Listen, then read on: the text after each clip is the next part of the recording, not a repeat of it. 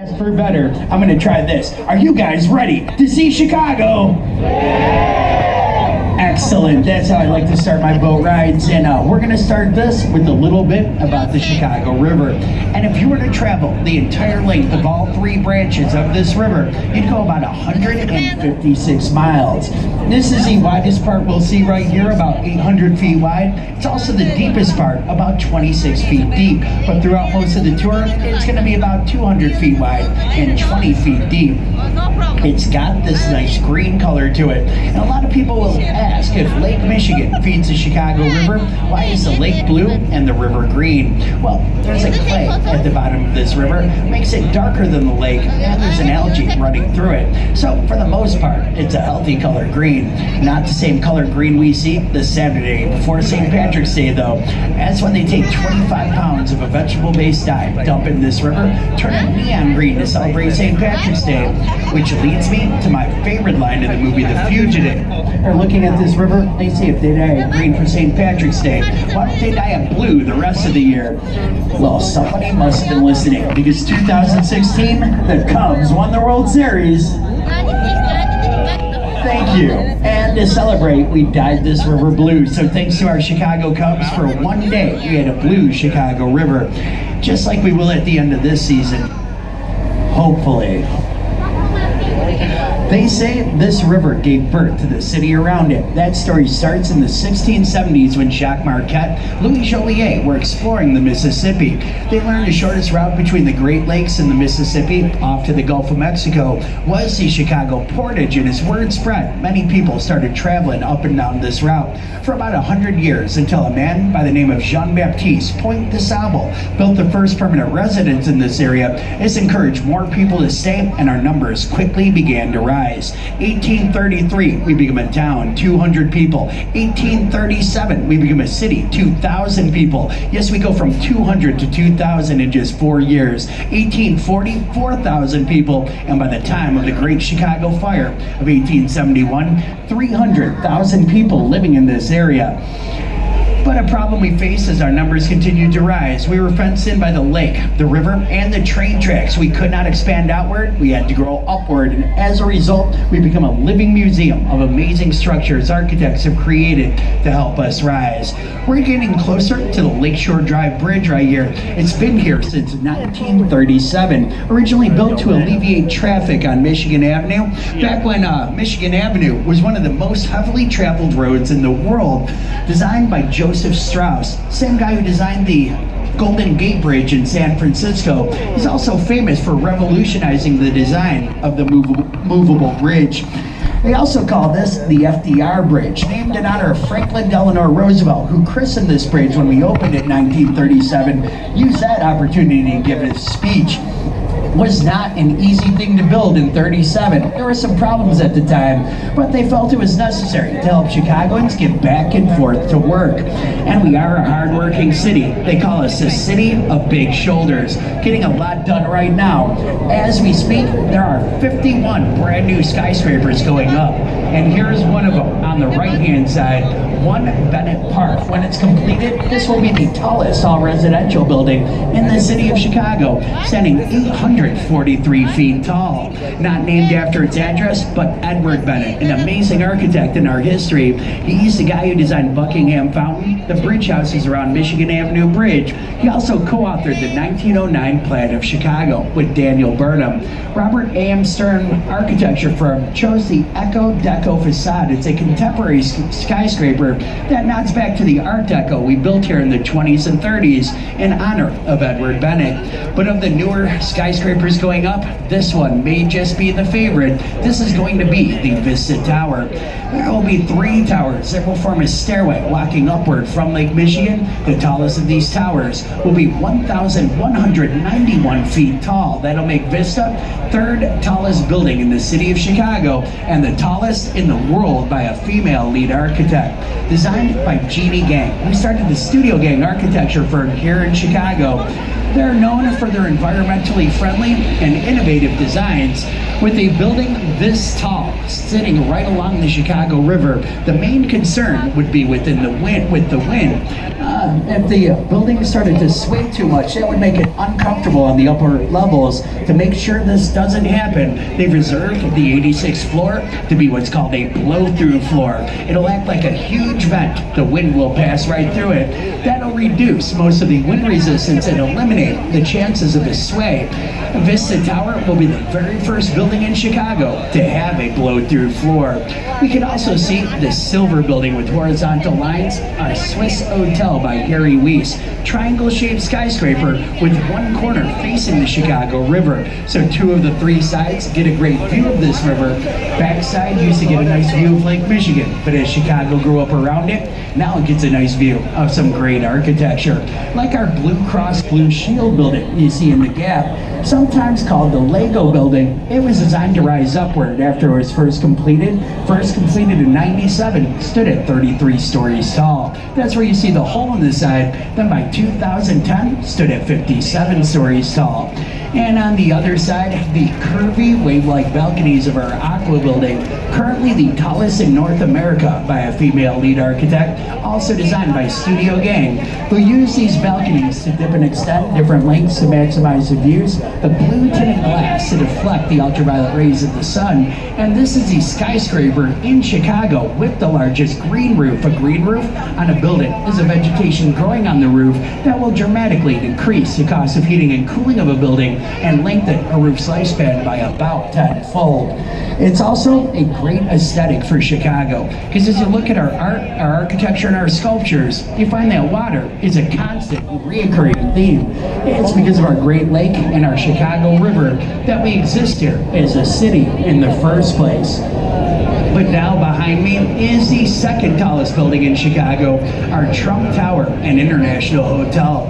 Designed by Adrian Smith, who was with Skidmore, Owings & Merrill at the time, this 98-story skyscraper references buildings around it by matching them in height with its setbacks. The very first setback at the top matches Mies van der Rohe's AMA building, the tower just directly to the left. Second setback down matches Bertrand Goldberg's Marina City Towers, those 2 corn cobs on the left-hand side. And that third setback at the bottom matches a cornice at the 14th floor of the Wrigley building, that well-decorated 14th floor where William Wrigley Jr. himself had his office.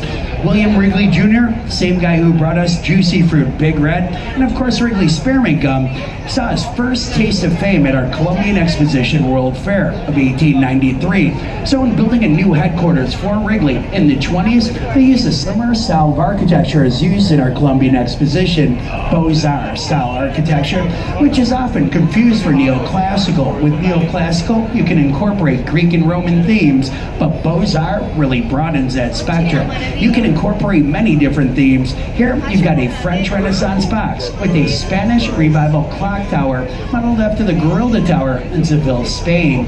With the glazed white terracotta facade and the light cannons that keep this building illuminated throughout this evening, this building basically says, look at me, I am the star of the show. It served as an announcement to the entire world that Chicago was now expanding across the Chicago River. We just started building more and more of these movable bridges, which gave us equal access to both sides of this river.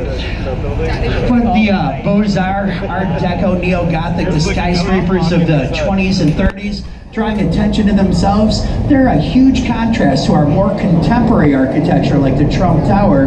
This building designed to fit in. In fact, as you look up at it, this bluish gray color matches the sky perfectly, whether it's a clear blue sky or it's gray and cloudy.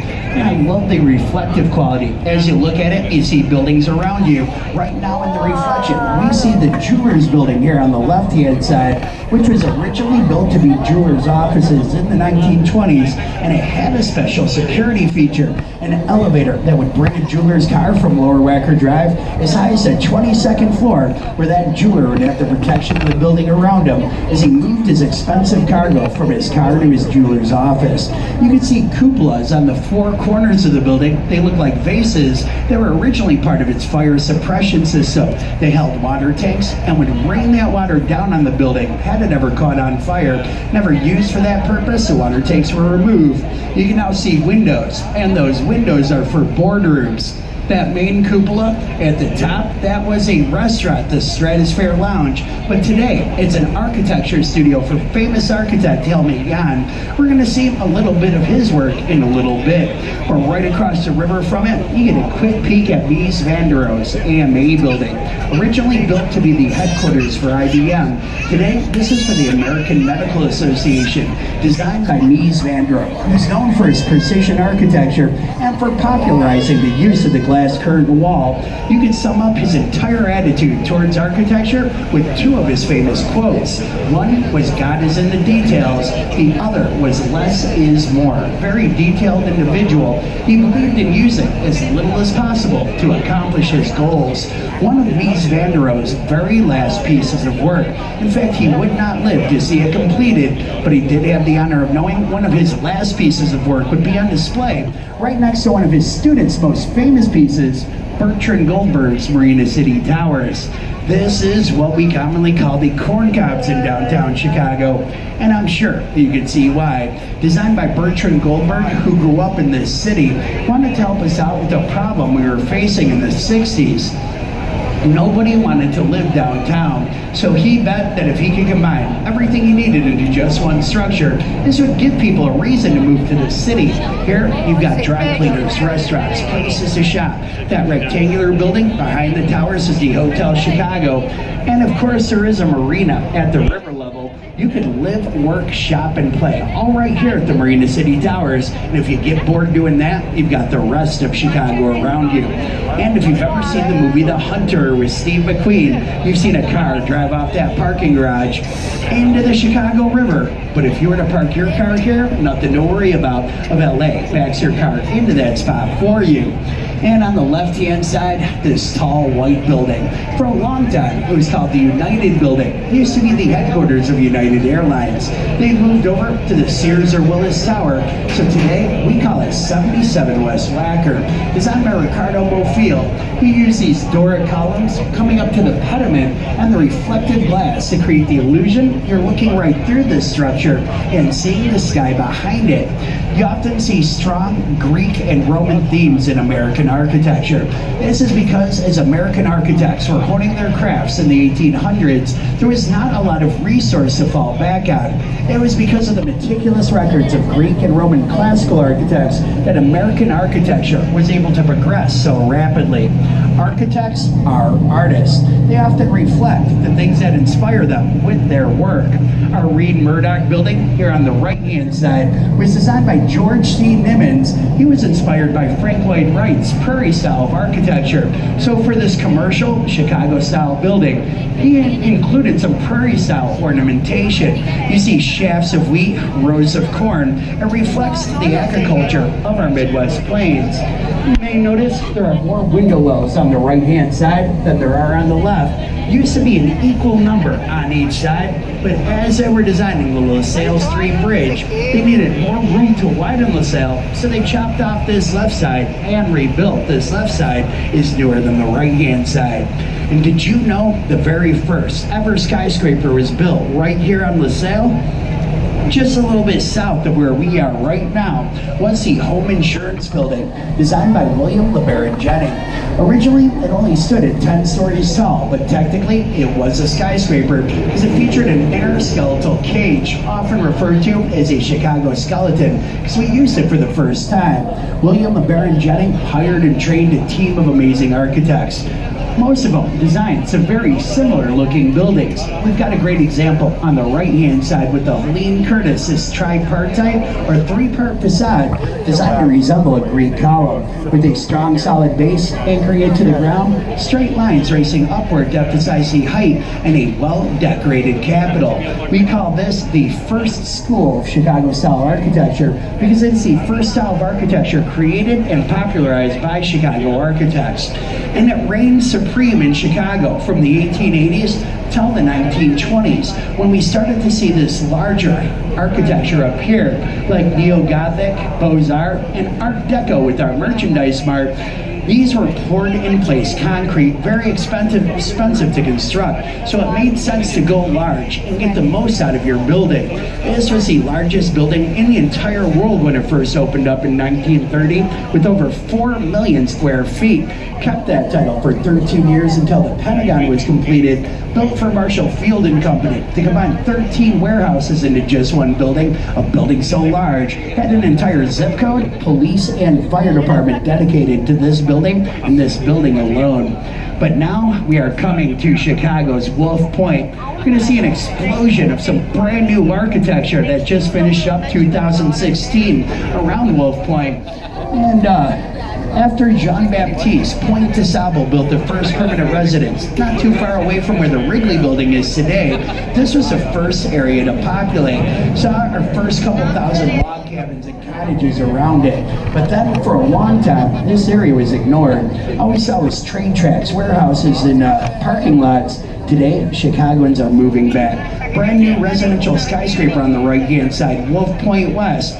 You see construction for Wolf Point East on the right-hand side as well. If you wanted an apartment here at Wolf Point West for a 2-bedroom towards the bottom of the building, starts at about $5,000 a month. Gets closer to $10,000 a month towards the top.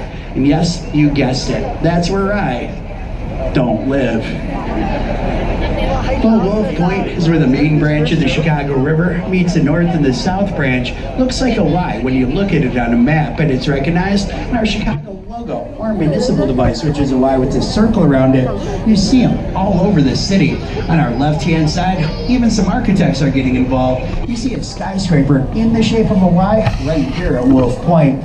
Next to it, we've got River Point by Picard Chilton Architects. Love that arch at the bottom, symbolic of where this water is headed, towards the Mississippi, past St. Louis. But that arch is not just aesthetic. Because of the existing substructure of the train tracks in this area, that affected the angle of the caissons, resulting in an arch on both sides of the building that is literally holding the building up.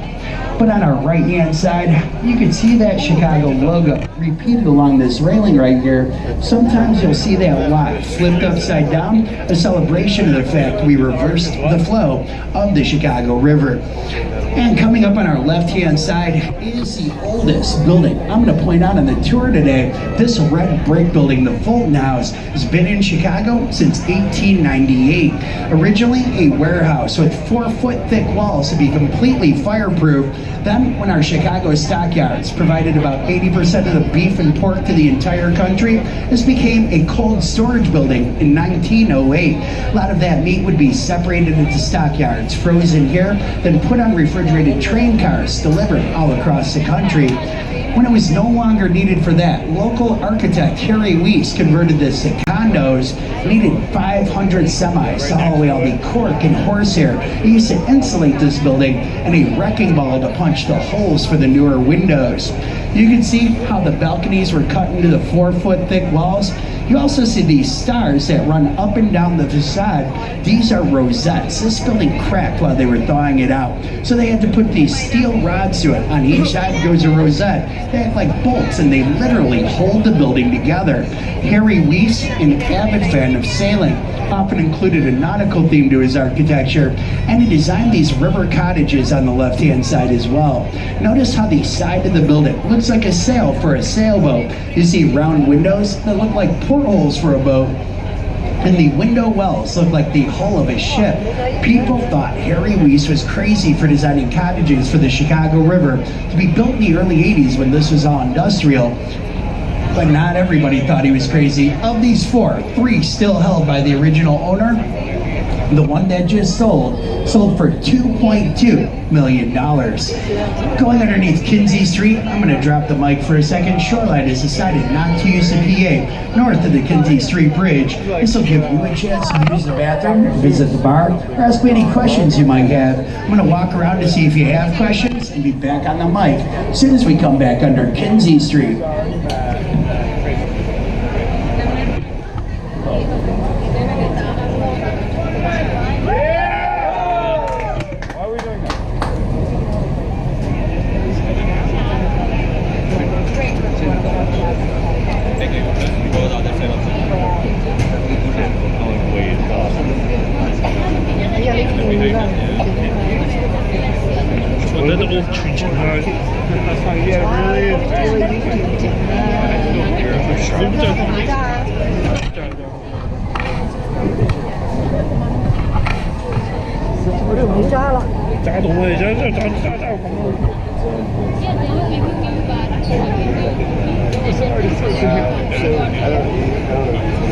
Closer ayaw sing一陣先啦，closer ayaw。I'm gonna speak up to it's alright.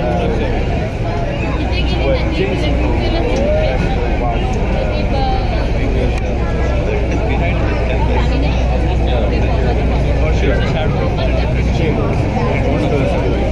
Oh, so you know my buddy's wife?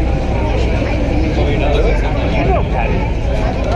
Patty's wife is like this pregnant chick with their kid. Really? You watch her? Yeah. That's good?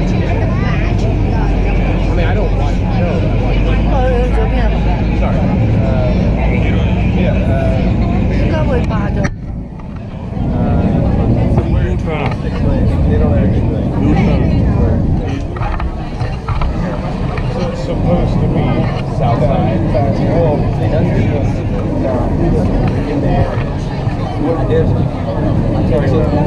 So, do you need approval to construct a skyscraper? You do. There's many qualifications you have to meet. One of them is that a certain percentage of your funding for that building has got to go to public art in Chicago. We do a lot to keep our aesthetics up, so they make sure that you include some kind of art with the building. There's also, depending on where you're building, they'll also add a stipulation. Say you're building a luxury high-rise that's for, $1 billion for each condo. They'll also ask you to build some regular price housing as well somewhere else.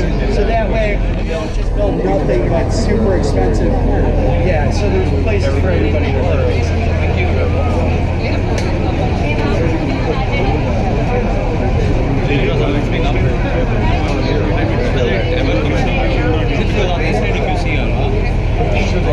There is no replacement land where it's all like grown and everything, all vegetation is growing. Probably more. I'm sure they Is it particularly I know. Well, the first 2 years, first year. Oh, that's true. Now they like come here for like 2 weeks. They come here for 2 weeks. Or 2 times a year. But they shot at Boulevard 3 when I worked there. But it was well, I heard that she worked there.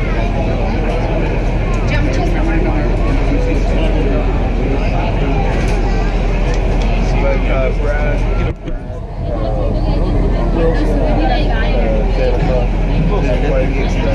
We go underneath 22 bridges on this tour. Every single one opens up to allow larger boat traffic underneath. These are called Chicago-style bridges throughout the world, but technically they're fixed trunnion bascule-style bridges. Trunnion refers to an axle. Bascule, the French word for seesaw or teeter-totter, that's exactly how these bridges work. They balance on the axle between the weight of the bridge and a concrete counterweight you see behind the bridge. That counterweight is balanced to create enough lift to lift up the entire bridge all by itself, so it takes very little energy for the electric motors to open these up. Even our heaviest bridges like Michigan Avenue and Lakeshore Drive, the electric motors no more powerful than the engine for a 1960s Volkswagen Beetle. It's because of that counterweight that they can lift up such a large heavy bridge. But on our right hand side, we've got River Bend by James Stefano. He had a very skinny footprint to work with when designing this building. Train tracks on one side, river on the other. He designed a very skinny structure. The residences above our head, they're only 1 unit deep. And for this parking garage in the midsection of the building, there was no room for the ramp to have a turnaround, so an elevator brings your car up to the midsection where that car parks. Great photo opportunities on our left-hand side, looking up the canyon of the Chicago River. As you get ready for that photo, these train tracks run behind River Bend into this new tunnel for River Point, then underneath 150 North Riverside. This is the new star of this area, the one I always see people pointing at when designing it. Getch Partners had a very skinny footprint to work with as well, but technology has improved in architecture. You no longer have to design a skinny building. You can cantilever outward, have a much wider structure than your footprint. The base is only 39 feet wide by 120 feet long, and because of this, this building needed a tuned mass damper. Tuned mass damper inside a building is a device that'll absorb the harmonic resonance and fight a building's tendency to sway in the wind. The one inside this building is called a slosh damper. There are huge water tanks at the top. They fill with river water. If the wind causes this building to sway to the west, that water sloshes up against the east wall of the water tanks, takes the energy out of it, slows down and stops the motion of the building. Great photo opportunity of ourselves inside the boat. If you take a look up into the cantilever, you'll see a reflection looking back down at you. And I sort of enjoy the way these fins ripple in and out of the building, just like the water on the river. That creates a nice aesthetic. But there we are. Hello, us.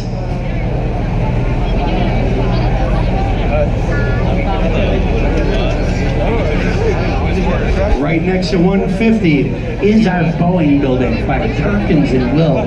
Boeing expanded out of Seattle, Washington into Chicago.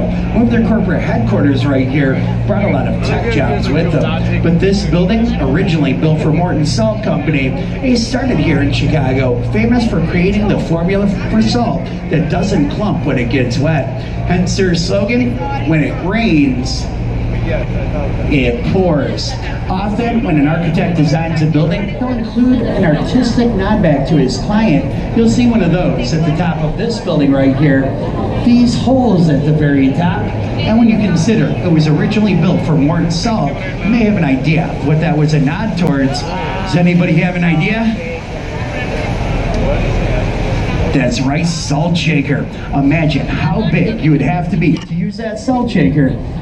But we're going to hear a little bit more about the Boeing in just a little bit when we can see the other side. For now, we've got some more amazing Art Deco coming up. And on our right-hand side is Riverside Plaza. Originally built to be the Daily News building, it was the very first commercial structure in Chicago to build on the air rights of our train tracks that run below. There are tracks that run beneath all of the buildings on the right, from River Point all the way down to our newer post office. So we get double use out of this ground. Train tracks below, plaza above, for people to walk around and enjoy the Chicago River. There was a huge Egyptian craze in America in the 20s. They had just discovered King Tut's tomb, so you may recognize a familiar form in this building designed to resemble the Sphinx, but without the head at the very top. And when you start with this building, move on to the 4 of Gateway Center. Coming up on the right-hand side, you get a bit of a timeline of how architecture has progressed in Chicago from the 1920s to the mid-1980s. 20s, very optimistic. Everybody had money, they were all spending it. We saw a lot of these huge, expensive structures go up. But then we had the Great Depression and the Second World War. No large structures built in Chicago for 22 years. Ludwig Mies van der Rohe comes to Chicago from Germany and creates what we now refer to as the Miesian style of architecture, a purified example of the international style. These buildings right here, designed by Skidmore, Owings & Merrill, but the first two, inspired by Mies van der Rohe, they share a lot of the same characteristics of Mies van der Rohe's work. Straight lines, right angles, two-story recessed glass lobbies, and glass curtain walls. Huge plaza around the building to flood with light and for people to meet and interact. It's better to put the artwork in the plaza than it is to incorporate into the side of the building. And the glass curtain wall was important because it created a lightweight, low-cost skin to apply to the outside, not only lowering the cost of building skyscrapers, but also maintaining them because it allows natural light to pour into the building throughout the day. We call this the second school of Chicago-style architecture, because it is the second style created and popularized by Chicago architects. Looking beneath, you can see where the trains run below. The concept of air rights dates back to the 1300s, where medieval Roman law states that whoever owns land owns it up to the heavens and to the depths of hell. It was railroads in New York that first came up with the concept of building a platform over their tracks so they could lease the rights to their land and still use it. That concept caught on heavily here in Chicago. But we got in the 70s, we got Gateway Center number 3. Another great example of the international style of architecture, but you would not call this one Chicago School because you've got concrete and granite on the outside rather than just the glass and steel. Though Mies and many Chicago architects use concrete and granite, we didn't start doing that first here in Chicago. When you're designing an international style building, you leave out anything unnecessary to construct that skyscraper, so you see no applied ornamentation whatsoever, except in the building's color, which is a nod back to the first school of Chicago style architecture, with the gray at the bottom symbolizing the base, the white symbolic of the straight lines racing upward, then the well-decorated Capitol. But in the 80s, they wanted to switch it up even more with Gateway Center number 4.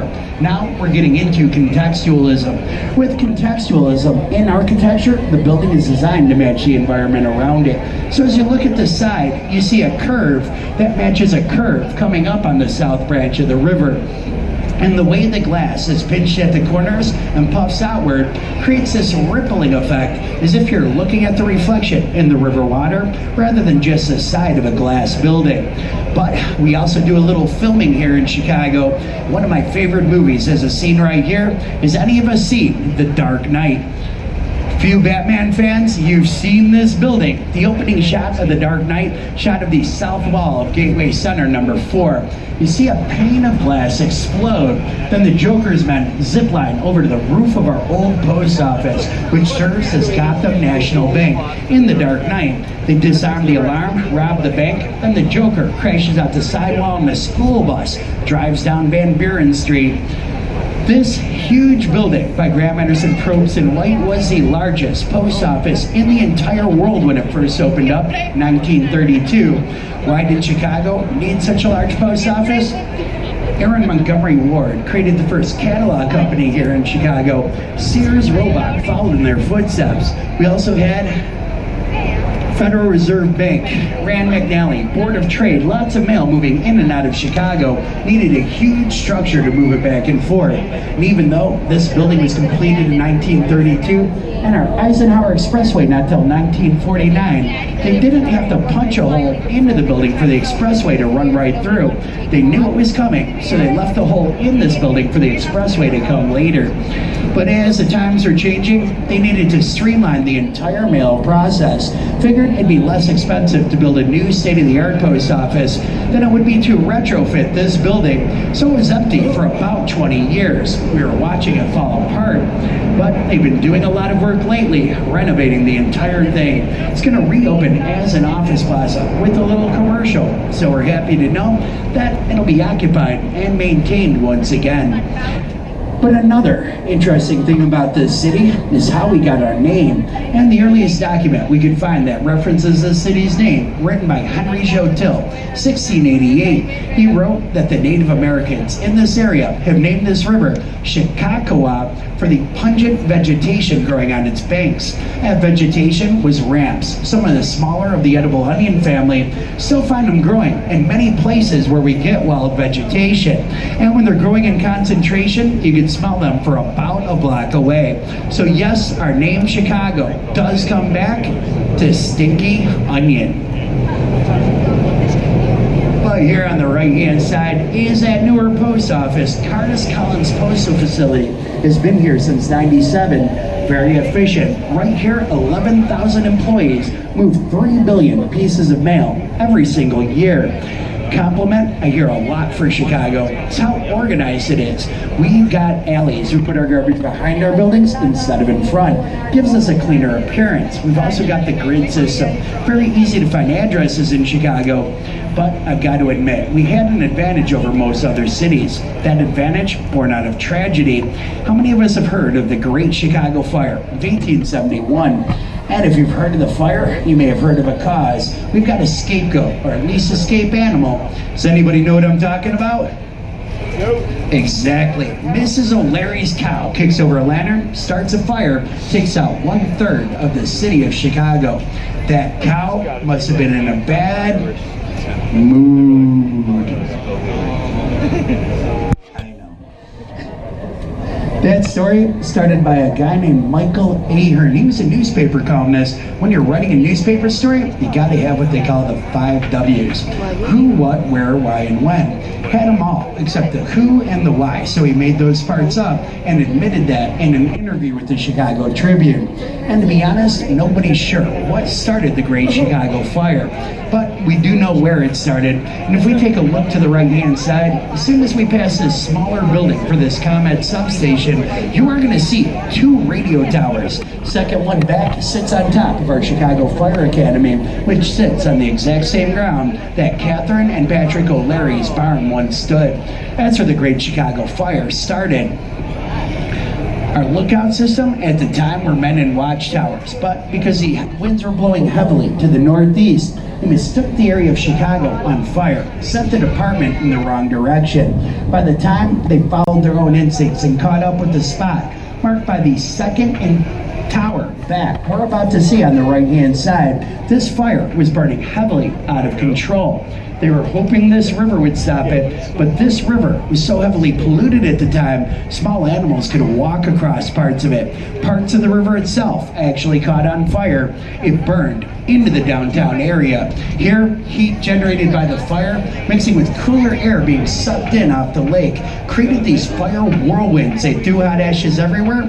Everything was made out of wood. Fire hit our main branch, caught up a grain elevator, jumped to the other side. It has crossed our river twice at this point. Burned for 30 hours, knocking out 17,000 buildings and eating 4 square miles of Chicago when it hit the area of Lincoln Park, which was all mostly cemetery ground, so it ran out of fuel and we got our first raindrops in 3 weeks. 13-week drought, 3 weeks of no rain whatsoever. With the lack of fuel, that quarter-inch of rain would finally be enough to put out the Great Chicago Fire of 1871. But the most amazing thing is not the fire itself, it's what happens afterwards. Hours after this fire goes out, they're already building makeshift docks along the Chicago River. They start loading and unloading boats. They send boosters all across the entire country. They say, if you can work, come to Chicago right now. You'll never find a better opportunity to make money.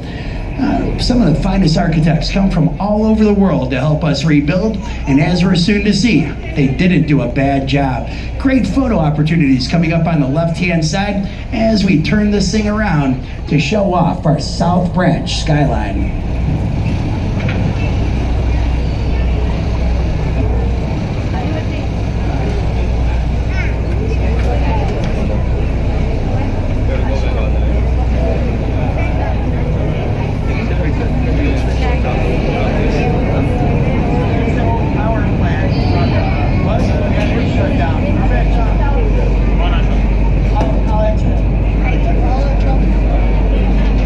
Beautiful South Branch skyline right here. Not the best we're going to see on the tour, but this is pretty good. I was just asked a very good question though about this structure behind us. Beautiful example of Art Deco style architecture actually by Graham Anderson Probst in White. This is an old power plant used to provide all the heat for Union Station and our old post office. It was originally coal burning, which is why you've got those huge smokestacks on top. Later, it was converted to natural gas, but then it just became less expensive to heat the buildings electrically using electricity from ComEd. This structure is completely out of use. In fact, just last year, it hit #1 on the list of the 7 most endangered buildings in Chicago. They're planning on tearing it down, but there are some preservationists who'd rather hold on to it. They see this reused as maybe a train station or an office building to become an example of adaptive reuse. But if we look directly out in front of the boat right now, rising above River City is a building with 2 huge spikes on top. Those spikes are called spires. They make the Franklin Center the 5th tallest building in the city of Chicago, standing 1,007 feet to the top of those spires. A spire is included in a building's overall height because it's an integral piece of the architecture, meaning you couldn't remove it without hurting the building. You'd have to literally cut them off. Unlike an antenna, which can be removed and replaced, and that's why a spire does count in a building's overall height. when an antenna does not. This became a huge controversy here in Chicago when the Petronas Towers took the title of world's tallest away from our Sears Tower. Their spires were taller than our roof, but our antennas were taller than their spires. It was actually a Chicago firm, the Council on Tall Buildings and Urban Habitats, that ruled that the spire does count when the antenna does not. The Sears Tower lost. But this whole argument is null and void today with the current world's tallest, the Burj Khalifa.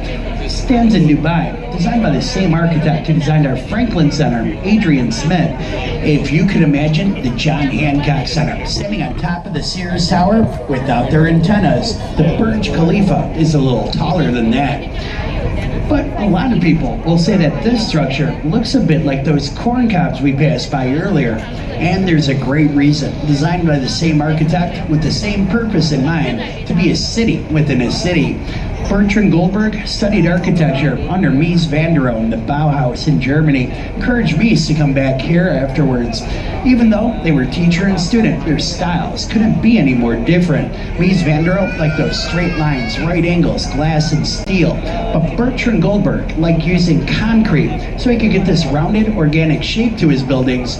He would say there are few right angles in nature. There should be few in architecture. When designing this one, Bertrand Goldberg wanted a marina that you could use all year round. Boats docked on the lake, they need to dry dock throughout the winter because we get ice, then we get storms, then we get boats at the bottom of the lake. Here, there's a bubbler system that aerates the water and keeps that ice from forming so the boats can stay here all year. We can also see a statue on top of our Board of Trade building on the right-hand side. When the Board of Trade first opened here in Chicago, most heavily traded commodities were corn, wheat, and soybean futures, all of them grains. So a local artist, John Storrs, placed Ceres, the Roman goddess of grain, on the top. We get the word cereal for our breakfast food from Ceres, the Roman goddess of grain.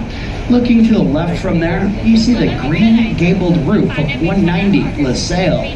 Designed by Ralph Johnson, it's a replica of the last time we had the world's tallest building before the Sears Tower. It was the old Masonic Temple, built in 1892, designed by Daniel Burnham and John Wilborn Root.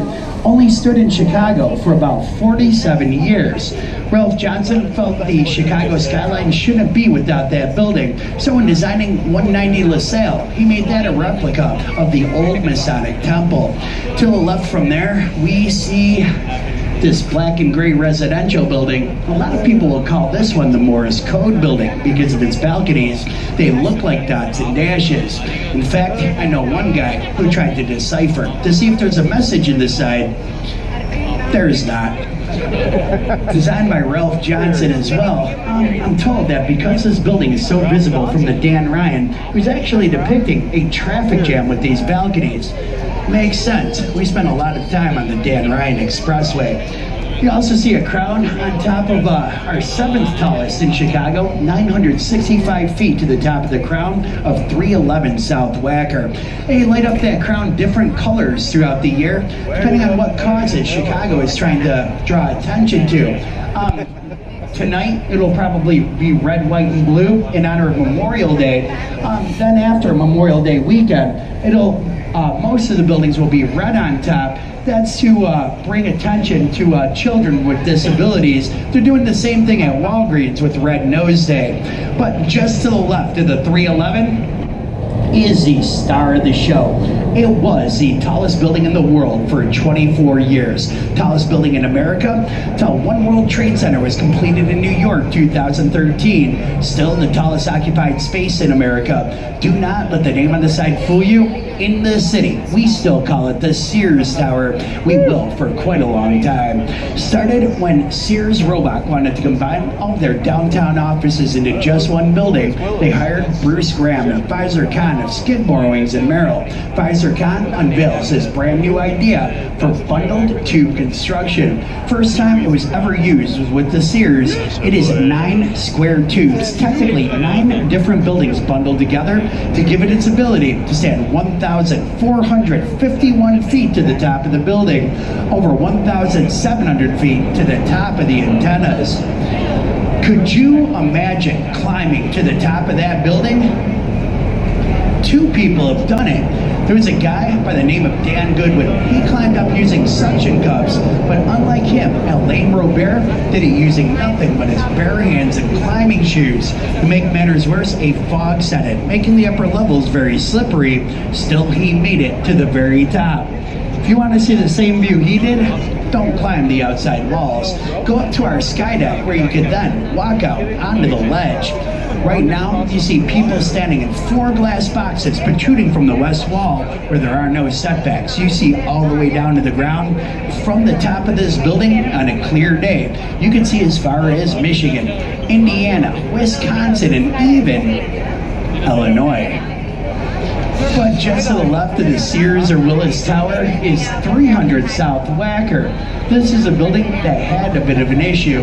It's a beautiful design. Incorporates the international style for the mechanical properties of the building with the Miesian style for the parts occupied by people.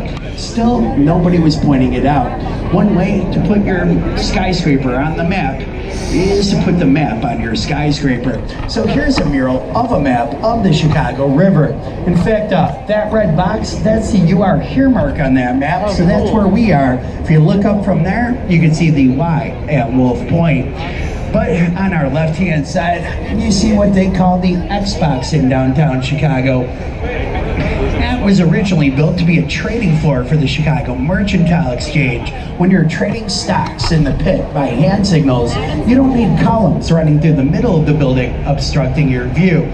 So just like the John Hancock Center, this building has a complete exoskeleton. The outside walls hold up the roof, so there are no need for columns running through the building. It has a wide open floor plan. But when the trading floors needed more room, they moved out. Fitness formula clubs moved in. Let's take a quick look to the top of 200 South Wacker by Harry Weiss. This building, very similar to our first and second tallest in Chicago. Similar to our Sears or Willis Tower in the fact that this is 2 triangle tubes bound together to create a trapezoid. So it's another bundled tube structure, similar to our Trump Tower in the fact we've got the exposed caissons and the receded lobby to create a plaza for people to walk around and enjoy the Chicago River. Next to it, we've got 2 more excellent examples of international style architecture with Hartford 1 and 2. Both of these buildings have an inner steel cage, then concrete on the outside, and granite cladding. Granite is an excellent material for the outside of a skyscraper. Most expensive utility when maintaining such a building is in its cooling. Even in the winter, air conditioning is running full blast. Granite conducts heat without retaining much of it, so it allows heat to pour out of this building throughout the day. Hartford 1, by the way, 30 feet shorter than the antennas on top of the Sears Tower. This one has a granite cage on the outside that mimics the steel cage on the inside. It also provides shading for the windows, so less natural light pours in throughout the day, lowering the heating costs. Next to it is our newer Chicago Mercantile Exchange, designed by Fujikawa Johnson Architects. And you know, if you're designing a building for the Chicago Mercantile Exchange, one thing you're going to have to keep in mind, there will be a lot of people who want corner offices. And you can see how they adjust it. With the serrated edge of the building, 16 corner offices per floor instead of the 4 you would normally have. Fujikawa Johnson given the task of creating a double-decker trading floor, one right above the other. Their solution was to build 2 40-story towers, allow those to bow outward. Then when they added the weight of the midsection of the building, pulled these outside towers straight up and down. Imagine how much math it would take to figure that one out. In fact, we're about to see they use every inch of space available to them. Notice how the building wraps right around the bridge house without ever going over it, so they did not need to buy the air rights above.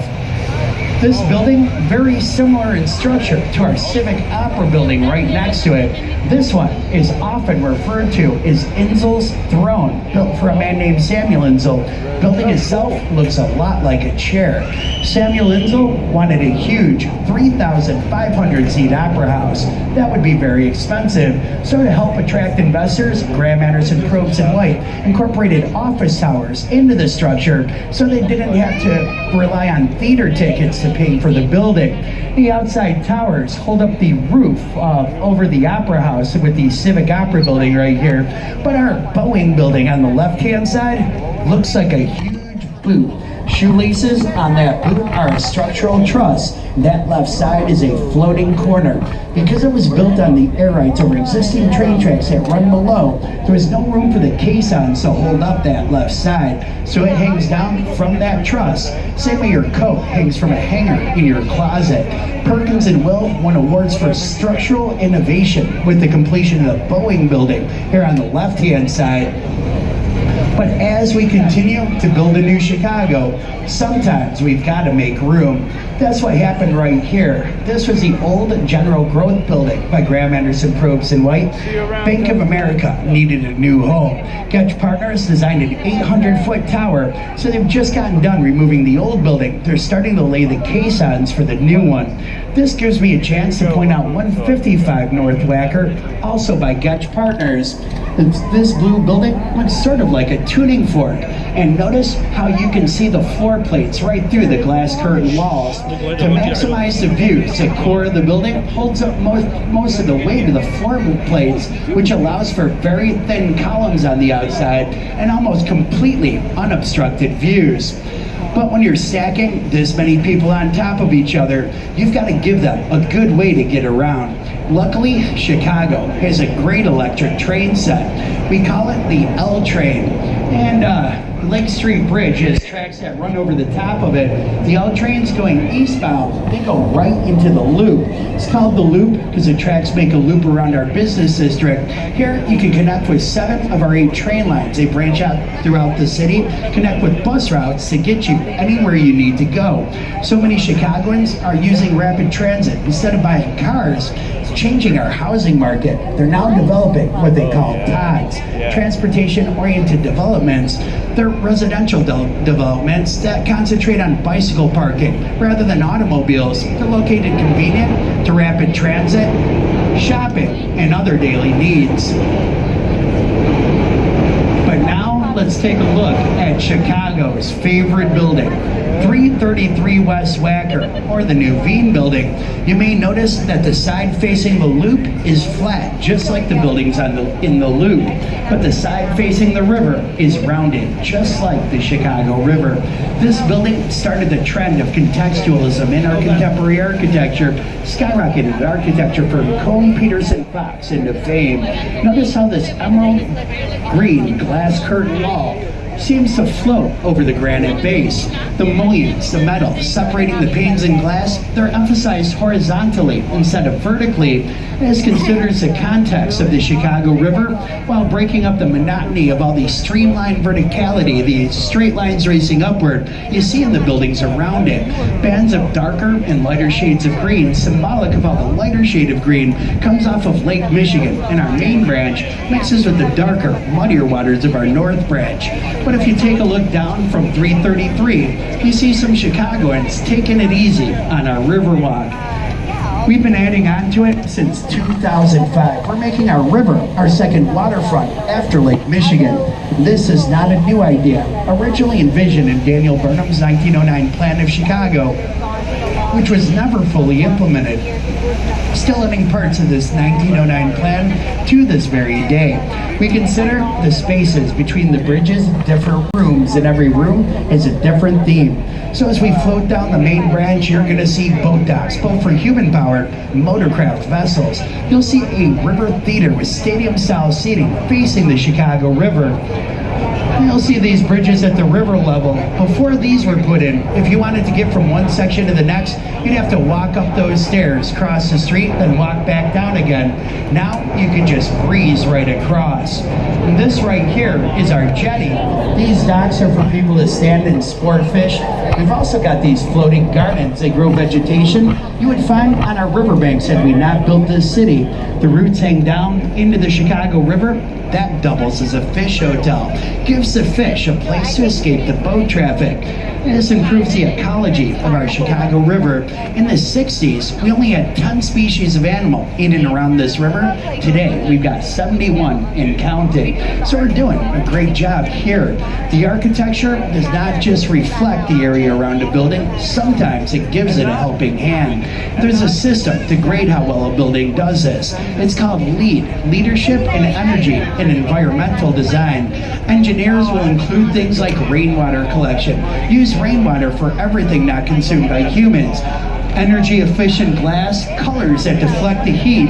300 North LaSalle is a platinum certified building, sucks up cool water from the river, uses that in the condenser for its air conditioning, that eliminates the need for cooling towers and saves 10 million gallons of water every single year.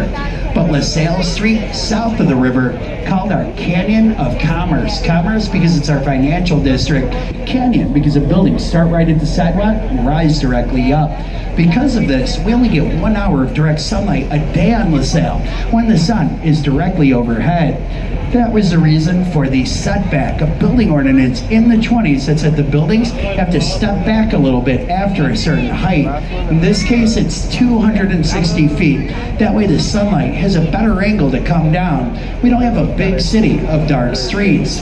You also see a light well in front of the building. It's a U-shaped channel lined with windows that allows fresh air and natural light to penetrate deeper in than it could if the building was just a square or a rectangle.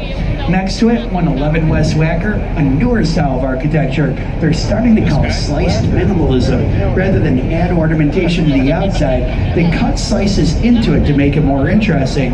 Also, another great example of contextualism. Notice how that first slice meets the setback at the LaSalle Wacker. Second slice up is at the height of the building.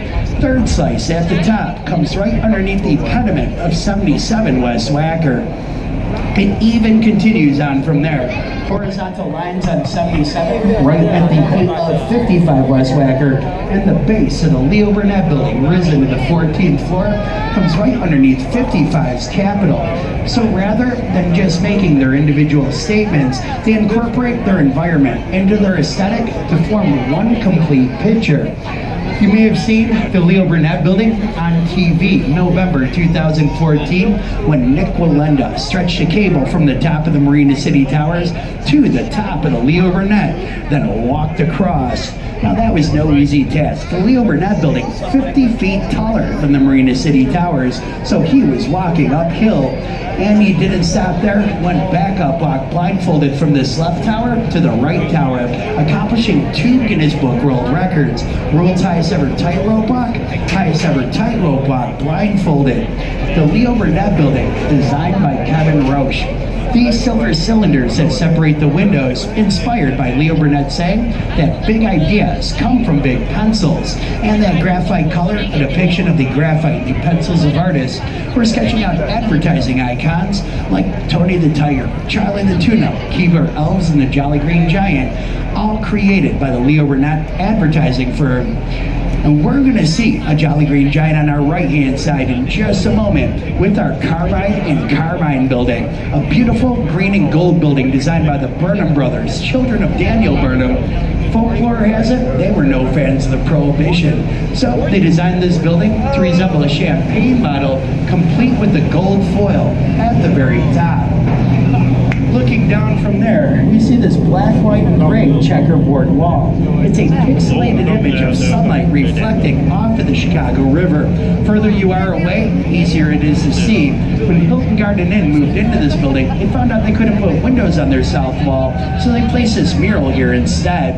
And this Gothic rocket on the right-hand side is Mather Tower, skiddiest skyscraper in downtown Chicago. It also conforms to that Chicago setback ordinance, which also states that after 260 feet, the building can only take up 25% of its footprint. Top floor is only 300 square feet. And you notice that tip is a different shade of white than the rest of the building. Originally terracotta, started to crumble. They made a new one out of steel, and a helicopter placed a new one on top of the building. Rest of it is still glazed white terracotta, which is very similar to our Wrigley building here on the left-hand side. And when designing it, they wanted to attract your attention to that 20-foot clock. So they used 7 shades of terracotta, starting darker at the bottom, gradually getting lighter as it makes its way upward. This draws your eye right up to the top. Next to it, the Tribune Tower was the result of a $100,000 architecture contest with a $50,000 first prize shown by the Tribune 1922. For the architects who could design the most beautiful building in the world at the time, John Howells and Raymond Hood collected that prize for the neo-Gothic ornamentation and the well-illuminated flying buttresses you can see in our night skyline. Buttresses themselves, they're those upside down L's you see at the top. And they're structural. They're holding up that well-decorated portion, so it puts no weight on the building beneath, which stands on an inner skeletal structure. So you could consider the Tribune 2 different structures. You can knock down that building below, top would still stand, as long as it's got those buttresses or upside down L's. Tribune just sold this building. They're moving over to the Prudential Plaza. This will be converted into a hotel and condos. They're going to build another skyscraper right next to it. That one will stand 1,422 feet, making it our next second tallest building in the city of Chicago. But we could also see the shorter building, University of Chicago Gleacher Center, designed by Dirk Lohan, the grandson of Mies van der Rohe. You notice there's almost no windows on the west wall. That's where they have the classrooms for the Gleacher Center. Sort of heavily critiqued for this when asked why he did it. Dirk Lohan said students studying in Chicago shouldn't be looking out the windows. Looking up from there, you see the peacock on our NBC building, designed by Adrian Smith to resemble 30 Rockefeller Plaza in New York City, which is also used by NBC, but he added something extra. You see those upside down L's? That's a tribute to the Tribune Tower, both the Tribune and 30 Rock, designed by Raymond Hood. This building has been the home of the Jenny Jones Show, Steve Wilco Show, Steve Harvey Show, and the Jerry Springer Show. Today, you find Judge Mathis and the NBC News filming inside. Outside, you find them filming Chicago Fire, Chicago Med, Chicago PD, and coming pretty soon, Chicago Tour Guide. If they ever respond to my emails. But on our right-hand side, we could see another piece of that 1909 plan of Chicago, Wacker Drive, named for Charles Wacker, who was a chairman for the Chicago Plan Commission. When designing our 1909 plan, Daniel Burnham had 2 main goals in mind. One was to beautify Chicago. He believed that people surrounded by beauty would treat each other better and generally act nicer. The other was to alleviate congestion. So Wacker Drive has 1 level at the top for pedestrian traffic, levels below for garbage pickup, deliveries, and through traffic. An amazing example of foresight when you consider the fact this was part of the 1909 plan and automobile traffic not even popular till the 1920s. And right now, we are floating down the only natural river in the world that does not flow in its natural direction. Originally went the same way we're going, but now it goes the other way. That's because we had a huge problem. Very polluted river emptying into the source of our drinking water, Lake Michigan. Finally, civil engineer Ellis Chesbrough designs the first modern sewer system. He uses it here in Chicago. Then he says if we just make this water go the opposite way, we'd move that garbage away from our drinking water. So we dug the Sanitary and Ship Canal, deeper and wider than the Chicago River. They opened up the gates January 2nd, 1900, and gravity pulled this river in the opposite direction. This is considered the civil engineering monument of the millennia. On your left-hand side, Nicholas K. Neal Centennial Fountain was placed here in 1989 to mark 100 years of our Metropolitan Water Reclamation District, which physically reversed the flow of the river. Shoots a stream over this river every hour on the hour for 5 minutes. When sunlight catches it just right, forms a rainbow over the Chicago River. But reversing this flow was not the end of that. Just took our problems and gave them to others. So today, we clean this water up. We've got TARP, the Illinois Tunnel and Reservoir Project. We've also got the largest water reclamation plant in the world. It's in Stickney, Illinois. Our goal is to have this water big enough to swim and fish in by 2030, which is no small plan. But Daniel Burnham would say, make no small plans, but magic to stir a man's blood. Make big plans, hope, and work. So now, on our left-hand side, furthest residential skyscraper to the east in Chicago, only one east of Lakeshore Drive, Lake Point Tower. I hear nicknames for a lot of our buildings. Been hearing a new one for this one lately. They're calling Lake Point Tower the Fidget Spinner. The original design was by Mies van der Rohe, but he wouldn't see it started. Two of his students, John Heinrich, George Shipwright, inspired by the original, they made some changes. Saw this erected as a residential building. It's been home to many famous people over the years, amongst them Scottie Pippen, Sammy Sosa, Kurt Russell, Goldie Hawn, George Clooney, Tom Cruise, Dee Snider, and John Candy, just to name a few.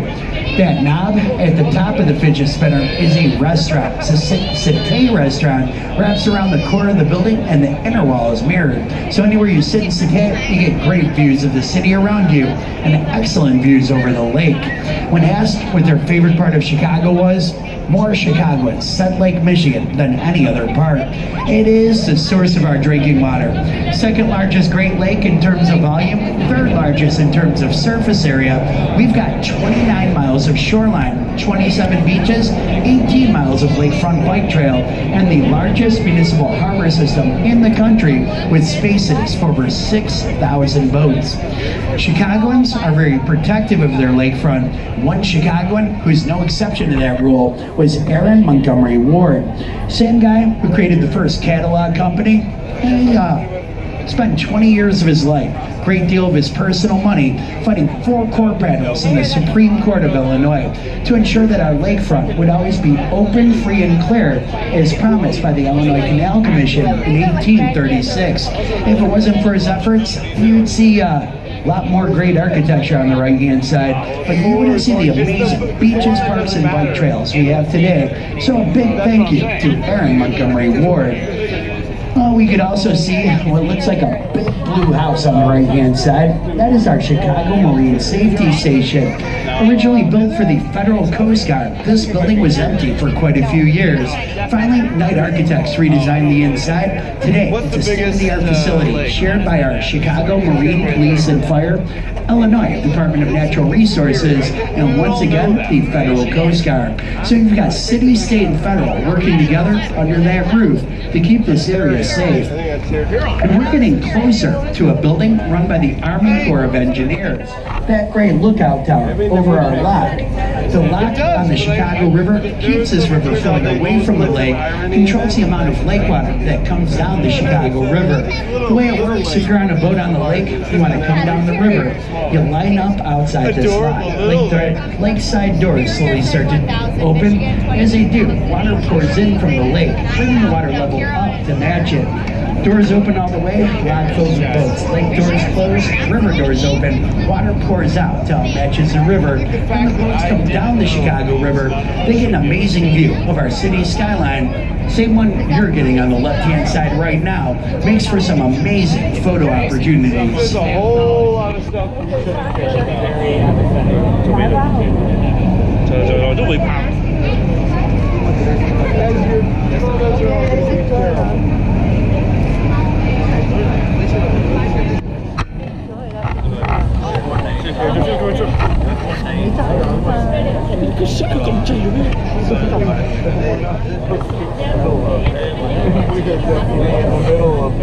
And as you're taking your photos, if you take a look over to the right-hand side, just to the left of Lake Point Tower is a tall black building with a white headband, 2 huge antennas on top.